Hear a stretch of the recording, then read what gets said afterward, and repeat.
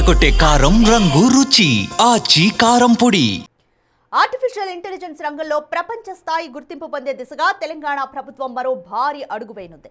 స్విట్జర్లాండ్లోని దావోస్లో జరుగుతున్న ప్రపంచ ఆర్థిక వేదిక వార్షిక సదస్సులో భాగంగా ముఖ్యమంత్రి రేవంత్ రెడ్డి నేడు తెలంగాణ ఏఐ ఇన్నోవేషన్ హబ్ను అధికారికంగా ప్రారంభించనున్నారు.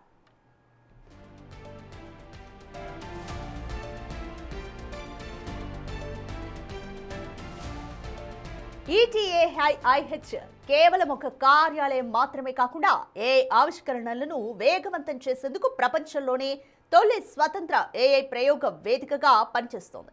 దీని ద్వారా అంతర్జాతీయ టెక్నాలజీ కంపెనీలు, స్టార్టప్లు తమ ఏఐ ప్రయోగాలను తెలంగాణ వేదికగా నిర్వహించే ఛాన్స్ కలుగుతుంది.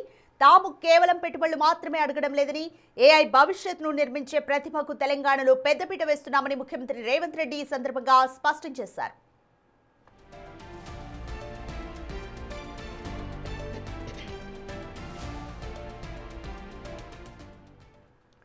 దావోస్ పర్యటనలో Tata group, Infosys, Cisco, DP world, Google, Salesforce ఇటువంటి ప్రపంచ స్థాయి కంపెనీల సీఈఓలతో సీఎం 1-to-1 సమావేశాలు నిర్వహించనున్నారు.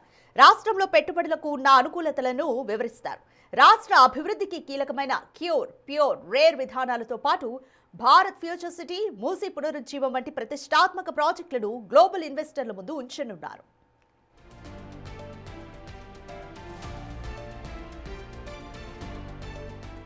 ఈ ఏడాది దావోస్ సదస్సుకు 130 దేశాల నుంచి సుమారు 3,000 మంది ప్రతినిధులు, 64 మంది దేశ అధినేతలు హాజరవుతున్నారు.